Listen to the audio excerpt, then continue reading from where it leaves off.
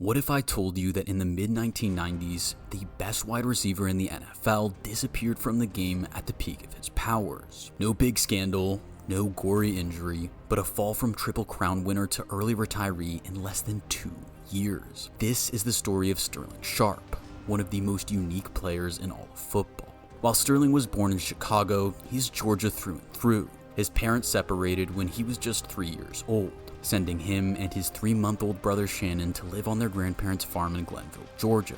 From a young age, football became an escape from farm life for the Sharpe boys, who participated in various sports throughout their youth. When Sterling enrolled at Glenville High, he was a 3-sport athlete, playing basketball and track and field, where his physical toughness made an impression on his coaches. Above all else, he excelled in football, where he was deployed on both sides of the ball, drawing attention from various top programs across the country.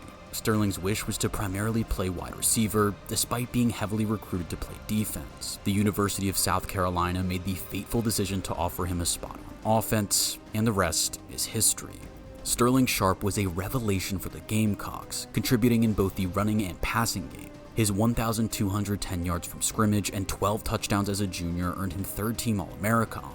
He followed that up with a first-team All-American nod in his senior season, capping off a legendary career in Columbia. His jersey number was retired shortly after his final game, an homage fitting for the school's all-time leader in receptions, receiving yards, and touchdowns. That kind of college resume made him a hot commodity in the 1988 NFL Draft, which just so happened to be stacked at wide receiver, with the likes of Heisman winner Tim Brown and Miami's Michael Irvin looking like top 10 prospects. But Sharpe's strength, which came thanks to his 200-pound build on a 6-foot frame, combined with striking speed and incredible hands, made him a unique package that would be tough to pass up come draft night. The Green Bay Packers pulled the trigger on the South Carolina legend with the 7th overall pick, a decision that would pay immediate dividends. He broke the 100-yard mark in just his 4th game, putting up 137 yards on 7 receptions in a loss to Chicago. He would catch his first NFL touchdown in a Week 5 loss to the Lions for an abysmal Packers team that went 4-12. Sharpe finished the 1988 season with 791 receiving yards, the most of any rookie wideout, a feat which becomes even more impressive when you consider the inconsistent quarterback play from Don Majkowski and Randy Wright, who threw 24 interceptions between them. It was an early indicator of Sharpe's quality, but nobody could have imagined the leap he'd take from year 1 to year 2.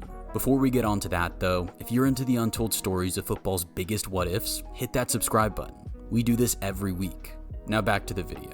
Don Majkowski led the league in completions and passing yards in 1989, with 1,423 of them going to a certain Sterling Sharpe. Not only was that total a franchise record, but his 90 receptions were a league best, making him the first Packer since Don Hutson in 1945 to accomplish the feat, yielding a tidy 13 total touchdowns over the course of the year. He had some marquee performances, including a tough divisional matchup against the Lions in Week 8. Keeping pace with the Barry Sanders-powered offense was no small task, especially as it became clear throughout the game that Majkowski was going to look for number 84 on every possible play. But that was what made Sharpe such a dominant receiver. Even if you knew he was getting the ball, you couldn't stop him. The sides were neck and neck for the first half, but it was the Packers who led the way in the third quarter, as Sharpe had 2 huge catch and runs to set Green Bay up inside the Detroit 5.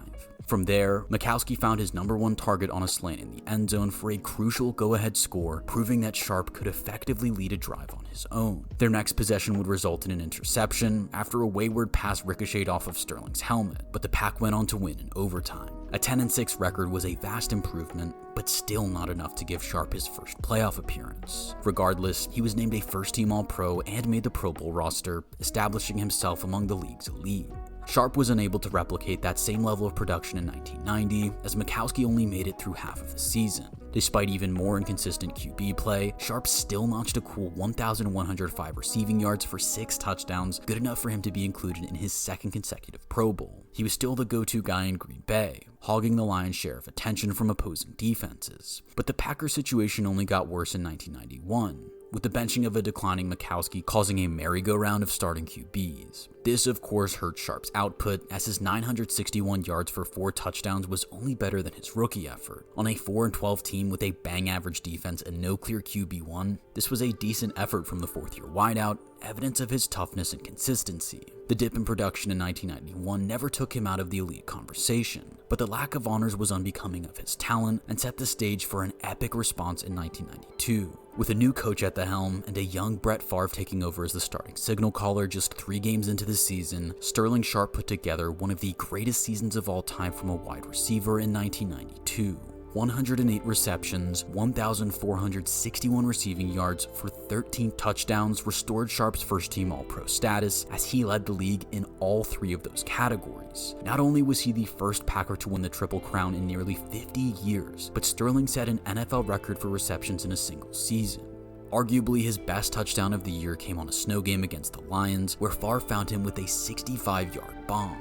Sharpe had plenty of time and slowed down as he couldn't tell where the goal line was. The ball was stripped, but he recovered his own fumble, truly in a class of his own. The Favre-Sharpe combo was unstoppable in 1992, helping the wideout finish 4th place in both MVP and Offensive Player of the Year voting. Sterling was so dominant this season that even his own brother, who was quietly growing into a formidable tight end in Denver, had to be reminded of how anomalous it was. Can you tell us when the last time a Triple Crown winner in the system merger hadn't made the playoffs? Your brother? I can't either. I can't either. That was 30 plus years ago. And you asked me the last time it happened, 1992. 1992. He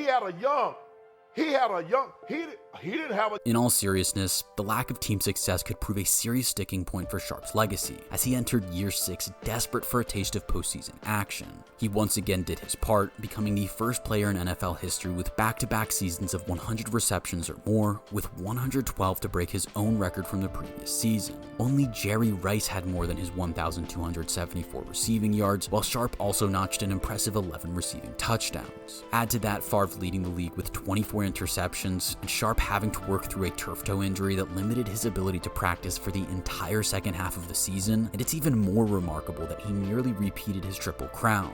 This time around, a 9-7 record was good enough to earn Green Bay a spot in the playoffs, where they traveled to Detroit to face a Lions team that had defeated them in the final game of the regular season. In his postseason debut, Sterling Sharpe came out to play. Undaunted by the occasion, he put the Pack's first points on the board with a clean red zone touchdown before keeping them alive with an incredible catch in traffic in the 3rd quarter for his 2nd score of the day. Despite their best efforts, the Packers were down 24-21 with 2 minutes left to play as they marched down the field, setting up a 2nd down from the Lions' 40-yard line. Favre escapes the pocket and heaves the ball towards the back of the end zone, where a streaking Sterling Sharpe hauls it in for the game-winning score and his 3rd of the day.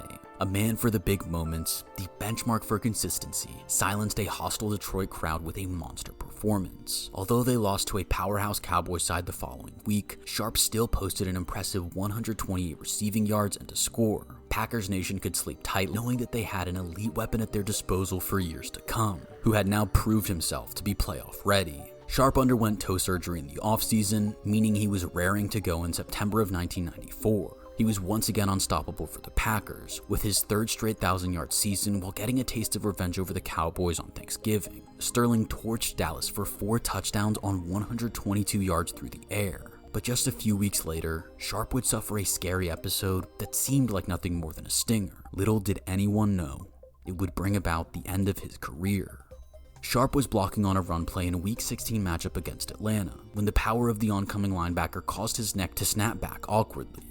Sterling fell to the ground and laid there for nearly 2 minutes until he was helped onto the sideline. He appeared fine and ready to play through the pain, even grabbing 3 touchdowns in a win the following week against Tampa, where he suffered yet another neck injury, ruling him out of the playoffs. Regardless, the team was on the up, and aged 29, Sterling led the league in touchdown receptions with 18. The future was bright in Green Bay. But this time around, the offseason healing wasn't straightforward. Instead, the doctors told him he was incredibly fortunate to miss the playoffs, as he would have risked paralysis simply stepping onto the field again. 2 of the vertebrae at the top of his spine were misaligned, which was caused by the years of wear and tear on his body from playing football and exacerbated by the stingers in 1994. While he had spinal fusion surgery to stabilize his neck, the doctor said that if Sterling were his son, he'd never allow him to play football again. And that was it. He heeded the doctor's advice and hung up his cleats. At the age of 29, Sterling Sharpe was done with football forever. Despite some media appearances here and there, he remained relatively quiet and had to watch from the sidelines as the Packers went on to win the Super Bowl just 2 years after his retirement, and his younger brother Shannon won 3 rings over the course of an illustrious pro career. While he may often be forgotten because of the era he played in and the brevity of his career, those who had the pleasure of watching Sterling Sharpe suit up on Sundays know exactly how good he was. Sterling finally got the recognition he deserved after a painfully long wait, inducted into the Hall of Fame in 2025 as one of the greatest wideouts of his era, whose career was tragically cut short. You see, Sterling Sharpe didn't just walk away. He was taken from the game at the height of his powers, and while his time was short, his greatness certainly wasn't. So now we ask you, if he stayed healthy, could he have been the best to ever do it? Let us know in the comments, and don't forget to subscribe for more untold stories from the NFL's forgotten legends.